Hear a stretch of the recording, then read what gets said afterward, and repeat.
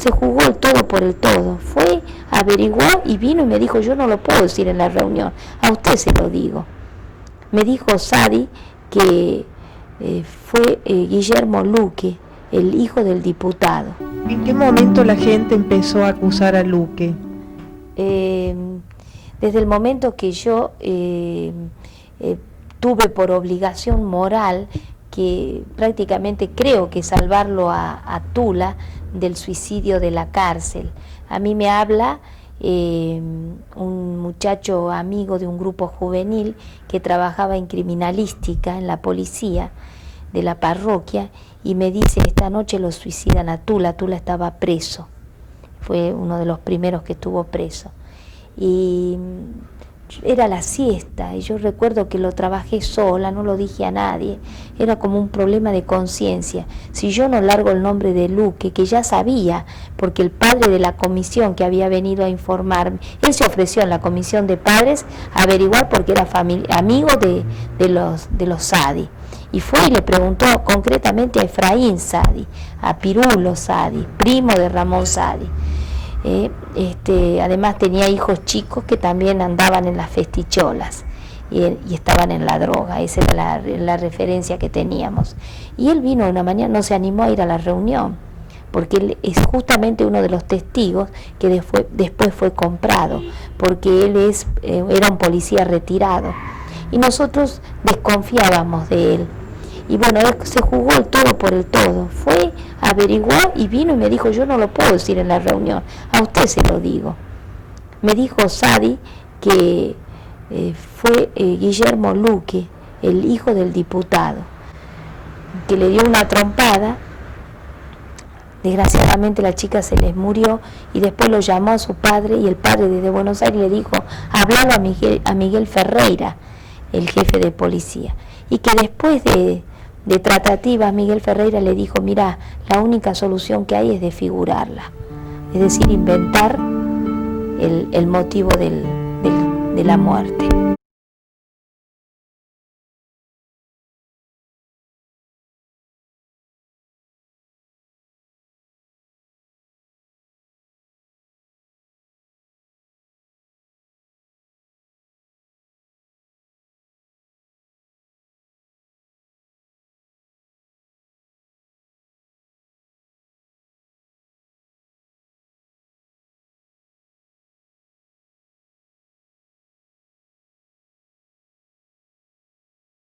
Pánico colectivo que costó vidrios, cortaduras, desmayos, ataques de histeria, lo que es característico de un pánico colectivo, ¿no? Ese reclamo que costó tomar conciencia, porque quedaron como bloqueadas por el dolor en la forma en que murió, en la forma en que la encontraron.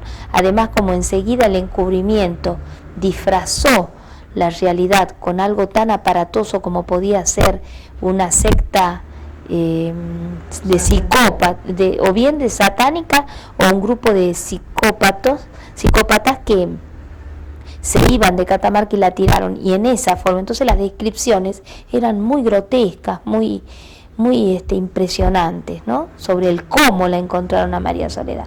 ¿Por qué nos recordamos 7 años atrás? ¿Cómo se empieza a armar eso? Porque supongo que usted tendría buena fe y mucha de la gente que se le acercó usted le creyó, porque hoy a lo mejor tendría un grado de sospecha, aprendió ya a saber que no se le puede creer a toda la gente que dice tener información. Pero ¿cómo fue inmediatamente después cuando se empieza claro, nosotros como grupo de asamblea de padres desde el colegio, desde adentro, los padres me imponen la obligación moral de hacer algo para descubrir quién había matado a María Soledad, y así se organiza una comisión de padres para reclamar conjuntamente con las chicas en la marcha, esa marcha de silencio a la cual se sumaron los adultos. Esa primera marcha, pero en esa primera marcha aparece el primer signo del encubrimiento, que es el jefe de policía, y en esto me hace acordar muchísimo a los pasos que se dieron y empezaron a descubrirse desde la policía, que es la que encubre, con el caso de José Luis Cabeza. Traslados de policías inmediatamente. El jefe de policía, que hasta que no es sacado, él es el que se pone a la palestra hasta de una declaración con un poder legislativo, o yo diría un consejo deliberante paralelo, porque se arman sesiones especiales del consejo deliberante, donde teníamos que ir a declarar los que defendíamos y poníamos en exigencia a un gobierno que esclareciera el caso de María Soledad. Y las dos personas creíbles eran el jefe de policía y yo. Yo me negué por derecho constitucional, que no estaba obligada a ir a declarar sobre ningún otro tribunal que no fuera el de la justicia. ¿Lo hacía por intuición? ¿No? No, sí, me aconsejaron, pero más que todo por intuición, pero fui aconsejada. Y el jefe de policía fue el único que declaró y se terminó ese tribunal paralelo, ¿no? Desde el Consejo Deliberante. Y es ahí donde él coloca en la sociedad la verdad del oficialismo, es decir, del encubrimiento. Eso lo descubro ahora, después de 7 años. ¿Por qué? Porque previamente él había venido a sentarse el día de la primera marcha, a decirme que las hipótesis del crimen ya estaban dadas, podían ser 3. Una venganza pasional, en la cual estaría involucrada Ruth Salazar y Tula, una secta que rinde culto al demonio y por eso la desfiguraron y de tal manera, o el grupo de psicópatas que no eran de Catamarca.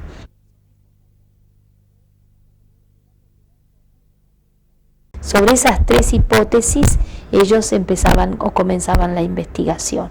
Por eso tanto movimiento, tanto despliegue de gente ahí aparecen hoy, entiendo yo, tantos videntes.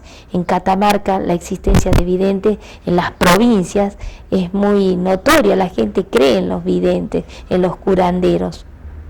Bueno, yo recuerdo hasta la comunidad religiosa tuvo la aparición de una vidente por intermedio de la mujer de un policía, muy amiga de la casa. ¿Quién no iba a creer a esa vidente? Aquellas religiosas que dicen, no, pero esta sabe porque tiene conexiones, porque... ¿Y qué se lograba con esto? Dividir la comunidad religiosa. De hecho, yo quedé sola sin la vidente, yo no creí nunca en las videntes.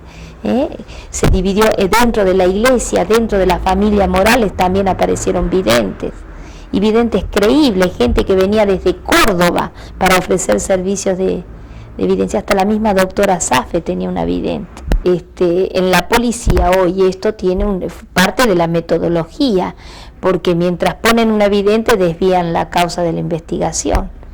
Esto es real. Todas las comisarías de pueblos tienen un vidente que hace desviar la investigación.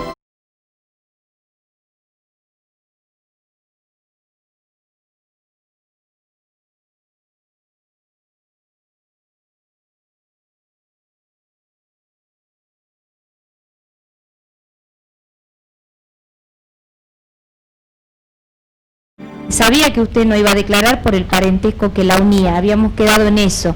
Usted me pidió la reserva del caso, porque las mamás son además muy viejitas, su mamá, y yo le entendía, y lo esperé hasta el final. Yo la tendría que sacar de la cabeza y reventarla acá. Eso es una infamia de usted, aparte de una mentira. La injuria, señora. Aparte de la mentira, sí. Perdóneme, hermana, pero hay un aspecto de la personalidad. Yo sé que es parte de mi lucha, de mi lucha. Se lucha por la verdad, sí, y por lo cual yo la apoyo. Sí, señor. Por la verdad. Pero sí, nunca se debe luchar por una verdad, hermana. Yo la respeté en el silencio. Por una verdad no se debe luchar. Yo la respeté en el silencio. No me va a negar que no fue al señor obispo, que habló con el señor obispo. Yo al señor obispo no le dije en ningún momento nada de lo que usted afirma. Bueno, entonces, ¿cómo se sintió cuando regresó a Catamarca y muchas de aquellas personas que la habían apoyado estaban hoy negando todo lo que habían dicho? Sí, yo tuve dos sorpresas muy, muy grandes que me costaron mucho reponerme de la sorpresa y quizás eso fue lo que el impacto produjo que en la televisión yo apareciera tan serena, comentario social muy notorio de cómo me comporté de esa manera ante Sara Cuba de Boggio, por ejemplo, quien había venido por propia iniciativa a contarnos cómo fue que Guillermo Luque la mató. Bueno, encontrarla negando en el careo y amenazándome, insultándome. Bueno, por lo visto yo no soy de reacción violenta, sino al contrario, aparecí serena, no me defendí. Yo sinceramente me sentí mal todos estos años porque no era lo que yo, como yo no dije nada, entonces directamente me dejé influenciar por ellas. Yo me sentí mal y me siento mal todavía, por eso vine a decir la verdad, porque no tengo nada que ver en este hecho y no la conocía, María Soledad. Me dolió mucho más que lo de la señora de Boggio, y lo de Evangelina Sosa, porque a esa nena yo la llevé a su casa y dudaba del diálogo que ella había tenido con Lila Safe en el estudio y quise probar por mi propia intuición, mi propia manera de relacionarme con ella, mientras la devolvía a la casa porque era una menor de edad y ella no había ido al colegio, había faltado. Le digo, yo te llevo a tus papás y le voy a pedir a tus padres si podés ir a declarar, pero yo quiero que vos me digas la verdad. ¿Vos la viste a María Soledad o no la viste a María Soledad? Porque a la mañana había dicho una cosa y a la tarde negó en el estudio de la doctora Safe. Y ella me contesta que sí, que realmente la había visto, pero que los padres, ella quería declarar, pero que los padres no la dejaban. Entonces como que me confiesa la verdad. Y bueno, con esa verdad yo la respeto y la llevo a la casa a esperar que el padre me diga lo que quiera, sin descubrirla a la criatura. O sea que le di un acompañamiento hacia su propia situación familiar. Entonces quizás por eso es que me dolió, ¿no? Me dolió más de verla como había sido trabajada psicológicamente después de tantos años.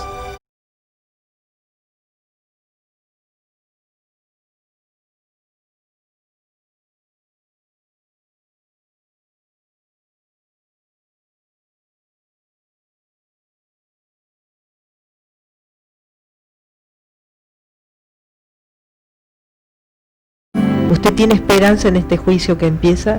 No, yo estoy totalmente descreída, Norma, de la justicia argentina, de la justicia catamarqueña. Creo que tenemos más que pruebas suficientes del descreimiento. Yo estoy convencidísima, después de 7 años y por todos los procesos judiciales que he visto de otros casos, pero sobre todo en el de Catamarca, que el gobierno de Menem tuvo decisión política de cambiar a Ramón Saadi, por eso fue prol, pero no el crimen, no esclarecer el crimen. Por eso César Arias, del gobierno del doctor Menem, eligió a Ventimiglia para no esclarecer el crimen.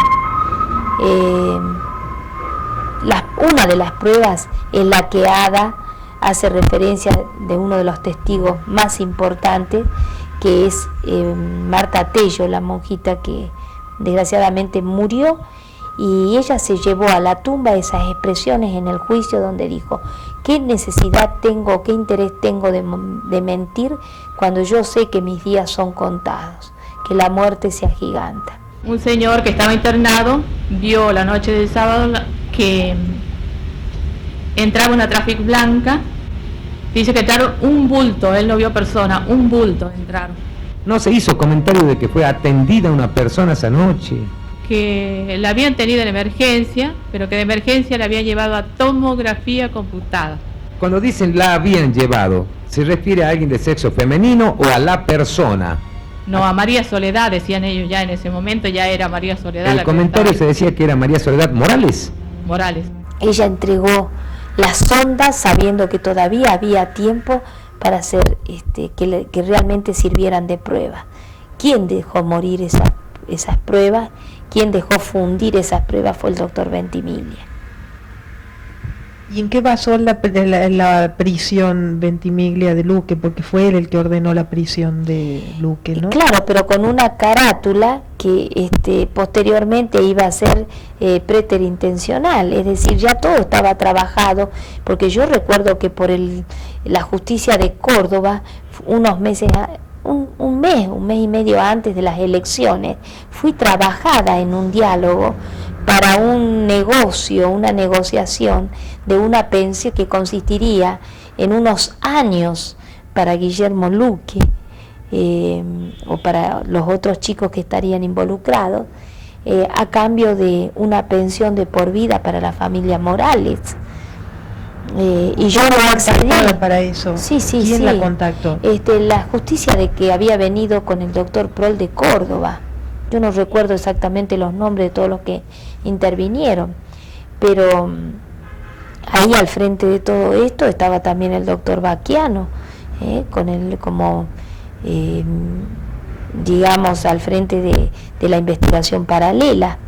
Así que, no, esto ya se sabía que iba a un procedimiento de arreglo, que no aceptamos, como no aceptó la familia Morales. Claro, la primera que tenían que tentar en esto era a mí, porque ya se acercaban las elecciones y ellos sabían que no se podía esclarecer. Usted denunció también de que otra de las cosas que se intentaba hacer era hacer desaparecer el cadáver como una forma de resolver el crimen. Sí, yo recuerdo que el que se había propuesto, y también por un intermediario creíble que era un sacerdote de la iglesia catamarqueña, era Argibay Molina. Después, con los años, me entero quién es Argibay Molina. La empresa que ponía como condición desde Argibay Molina para poder esclarecer el crimen rápidamente y brevemente era secuestrar el cadáver. Claro, ¿qué iba a pasar en el secuestro del cadáver? Ahora hago la deducción cuando descubrí quién es Argibay Molina. ¿Qué iba a pasar? Y iba a pasar que iban a cambiar todo, es decir, o bien colocar droga para sobredosis de droga, o proceder a alguna irregularidad para que no tuviéramos la violación seguida de muerte. El crimen no fue político, entonces ni el obispo ni nadie se le ocurrió decir: Marta, no te metas en esto. Ahora, cuando aparece el encubrimiento descubierto por toda una sociedad catamarqueña, y en la cual yo hago frente desde las marchas y desde también la prédica en los medios de comunicación, y los discursos que se iban haciendo elevaban el tono de la indignación y de la protesta de la sociedad catamarqueña. Ahí ya el compromiso de una iglesia jerárquica fue, yo diría, muy silenciosa, ¿no? En Catamarca hay crímenes, y uno en particular terrible, que fue el que rebalsó el vaso de la paciencia del pueblo. Y en él también suenan apellidos importantes, y suenan porque Catamarca es chica y nos conocemos muy bien entre nosotros y sabemos quién es quién. Usted se tuvo que ir porque el poder religioso fue más fuerte y la trasladó de Catamarca. ¿Por qué se fue tan silenciosamente de Catamarca? Y bueno, Norma, en esto tengo que aceptar que no fue solamente el poder religioso, ha sido el poder político también. Si ha habido un arreglo entre ellos, eso es lo que no puedo decir, tengo la prueba. Sí, tengo los comentarios y tengo versiones que las reservo porque no tengo pruebas. Pero también es cierto que mis superiores de la congregación, que son los que me dieron el traslado en forma directa, me dijeron: no me preguntes quién pidió tu traslado, pero es desde muy arriba. Ese nombre es el que no tuve nunca. Me he encontrado con casos similares al de María Soledad. El último ha sido el de Zárate, donde murió una chica de una villa, y el que está imputado es el hijo del intendente. y según el trasfondo de todo esto, la chica habría sido cambiada, ¿no es cierto? Es decir, conseguida desde una villa a través de muchachos jóvenes que están en relación con jóvenes de otros estatus sociales que manejan dinero, autos, la noche, la droga, y consiguen chicas de barrios humildes, carenciados, algunas hasta con ciertas discapacidades, para hacerlas víctimas de las orgías donde hoy es común la droga y el éxtasis. Por eso hay tantas muertes de adolescentes o de jóvenes, producto, sabemos que la droga éxtasis produce una violencia terrible de reacción contra la impotencia sexual que produce la misma droga. Entonces se ensaña con la víctima de su impotencia. Uno ahora conoce que esto es muy común en los boliches, donde hay otro trasfondo detrás del boliche, que a determinada hora se termina el boliche normal y común y quedan las horas de las orgías, que son inclusive en otras dependencias del mismo boliche, como era en Clibus, en un sótano. Quedaban los dueños de la noche, del dinero, los amigos de los dueños del boliche, porque Ferreira tenía testaferros en el boliche, pero era uno de los dueños, el ex jefe de policía. Y bueno, cada sábado, parece ser cada fin de semana, violaban una chica. La elegida era aquella que habían traído y que durante la noche la mareaban, y luego cuando caía en el mareo estaban ya los chicos, los seguidores de las luces que manejaban, y esa declaración yo la tuve de uno de los chicos que después desapareció, es decir, se echó atrás, no quiso hablar y negó lo que había dicho. Yo lo tuve sentado en la dirección del colegio contándome cómo él iluminó a María Soledad cuando cayó mareada, y la llevaron, la sacaron del boliche, es decir, del lugar de la pista. Siempre una causa de justicia es muy contagiosa, provoca pasión, adhesión. Había un clima en Catamarca que era muy difícil sustraerse a ese clima, ¿no? ¿En algún momento pensó usted, mirando atrás, de que se podría haber equivocado, de haber creído de buena fe en alguna gente que después terminó siendo otra? Norma, me pasó con mucha gente, unas cuantas, que descubrí que no, tales actitudes, tales versiones no habían sido tan reales, pero el crimen en sí, el relato del crimen en sí, de eso no tengo dudas, además están las pruebas. Y en cuanto a los nombres, bueno, si bien para mí han sido años en que se han tratado de comprar y de hacer desaparecer algunos testigos. El caso de la muerte de Monasterio, el colectivero, ha sido terrorífico. Él es el que dice, ¿por qué no me recuerda? El colectivero es quien ve el cadáver temprano.